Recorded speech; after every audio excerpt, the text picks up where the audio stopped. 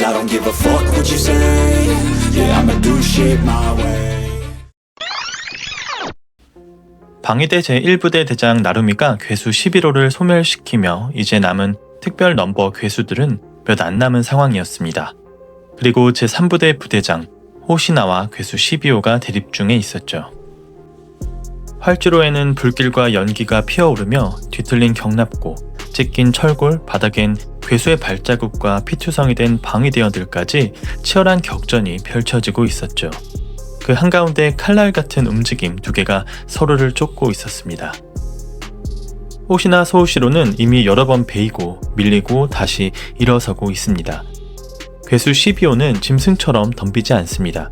마치 호시나의 검수를 알고 있는 것처럼 호시나의 궤도를 읽고 그보다 먼저 타이밍을 차지합니다. 괴수 12호의 일격이 들어오고 호시나는 몸을 비틀어 흘립니다. 하지만 흘렸는데도 충격이 남죠. 호시나는 계속해서 밀려나지만 집중력으로 바닥을 다시 딛습니다. 방위대에서 소형 괴수를 대상으로 가장 상위 호환의 역할을 담당해온 호시나 부대장이 근접전에서 밀리는 모습은 거의 처음이었죠.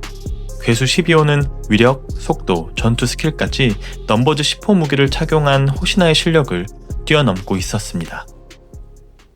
호시나는 더 늦기 전에 자신의 궁극의 기술을 시전하려 하죠. 몸을 낮추고 중심을 잠그고 두 칼의 각도를 교차시킵니다. 검살술 제2식 교차배기였죠. 교차하는 참격의 공기를 찍고 괴수 12호의 접근을 정면에서 끊어냅니다. 순간 통했다는 감각이 지나가죠. 하지만 반대로 호시나의 오른팔에 피가 얇게 번지며 상처가 겹쳐집니다. 호시나는 괴수 10호가 했던 말이 떠오릅니다. 스스로를 시작품이라 부르던 그 목소리. 그 말이 지금에서야 이해가 되기 시작했죠. 괴수 12호는 속도도 힘도 기술도 모든 면에서 근접전의 완성품이었던 것이죠. 그리고 이를 인정하는 순간 위에서 내려 찍는 듯한 괴수 12호의 쌍참격이 동시에 떨어집니다. 호시나는 반사적으로 칼을 올려 막아내며 손목과 팔꿈치가 꺾일 듯 버텨내려 하죠.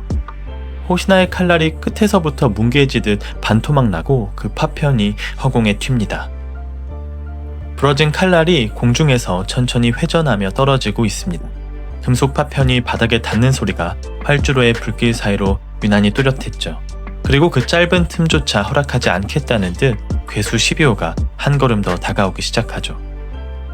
호시나는 부러진 칼을 쥔 채 자세를 재정비합니다. 하지만 손끝에서 전해지는 감각은 이미 말하고 있었습니다. 이대로 막으면 다음은 팔이 아니라 몸이 먼저 베인다는 것을. 사실 호시나가 착용한 넘버즈 무기 10호는 아직 미완성 단계였습니다. 그래서 해방 전력이 83% 이상의 출력을 넘어서지 못하는 한계를 가지고 있었죠. 호시나에게 지금 필요한 건 방어가 아니라 새로운 칼이었습니다. 호시나에게는 형이 한 명 있었습니다. 소우 이치로. 호시나 가문의 완성형이라 불리던 사람이었죠. 칼을 사용하는 재능부터 채술, 총기류까지 모든 면에서 호시나보다 뛰어났습니다. 항상 열등한 존재였던 호시나는 형이 사용하던 일도류 발두술이라는 기술을 사용하기로 마음먹습니다. 호시나는 괴수 9호가 자신의 기존 2도류를 사용하는 전투 방식을 파악할 것을 대비하여 1도류를 숨기고 있었던 것이었죠. 그리고 이어지는 1도류 이식 풍열. 정광석화같이 빠르게 괴수 12호의 몸통을 뚫어냅니다. 하지만 괴수 몸 어딘가에 있는 핵을 베어내지 않는다면 괴수는 완전히 소멸되지 않았죠. 그리고 계속해서 이어지는 호시나의 발도술에 괴수 12호는 머리, 몸통, 팔 모든 부위가 베어지기 시작합니다. 순식간에 상황이 역전되며 호시나는 괴수 12호를 밀어붙이기 시작했죠.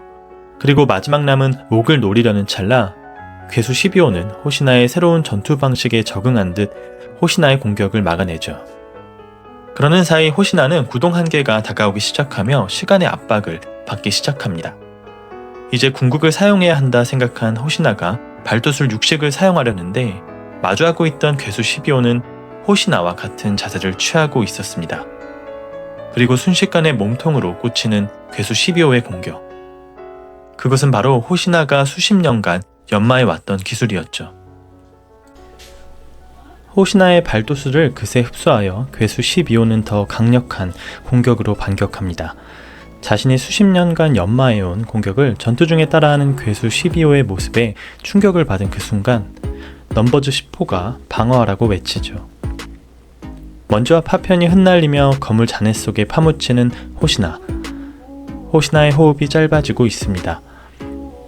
몸은 이미 한계를 알고 있지만 이렇게 질 수 없다며 다시 일어서는 그 순간 괴수 12호의 칼이 이미 머리 위에 내려칠 준비를 하고 있었죠. 호시나가 칼을 올려 막으려 하지만 팔이 칼에 닿지 않습니다. 호시나의 눈에는 팔이 잘려나가고 정신은 혼미해지고 있었습니다. 하지만 곧바로 넘버즈 10호의 웃음소리가 들리죠. 완벽하게 막아냈다며 소리치는 넘버즈 10호. 호시나의 팔은 붙어 있었습니다. 넘버즈 10호가 순간적인 감각으로 꼬리를 이용해 대신 막아낸 것이었죠. 다만 그 일격이 너무 빨랐고 장비와 옷자락이 찢기며 순간적인 데미지로 호시나의 의식이 날아갔었습니다.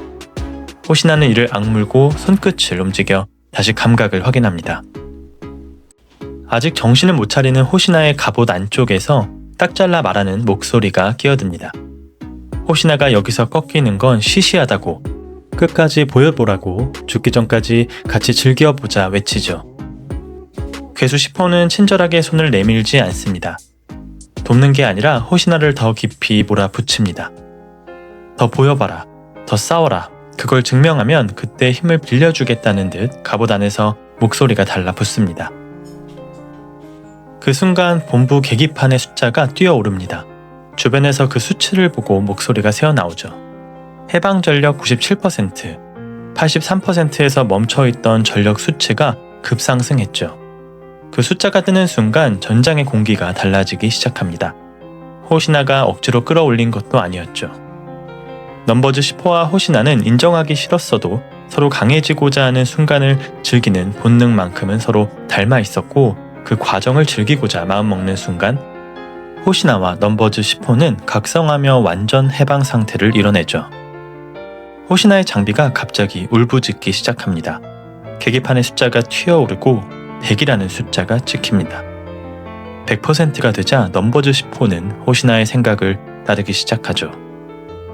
괴수 12호는 호시나와 같은 자세를 취합니다. 하지만 이번엔 호시나의 시선이 칼끝을 놓치지 않습니다.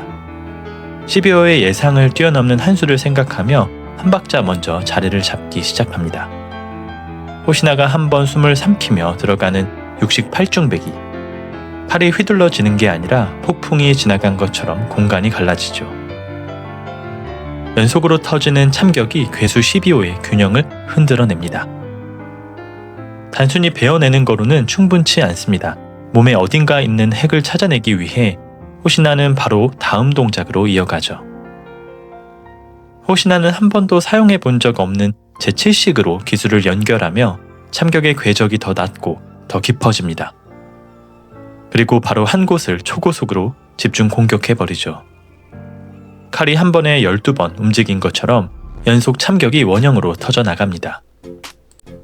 그리고 마침내 드러나는 12호의 핵. 기다렸다는 듯 넘버즈 10호의 꼬리가 핵을 관통해버립니다. 전력이 빠르게 떨어지는 게 눈에 보입니다. 호시나의 숨이 다시 거칠어지고 다리가 흔들리며 쓰러져 버리죠.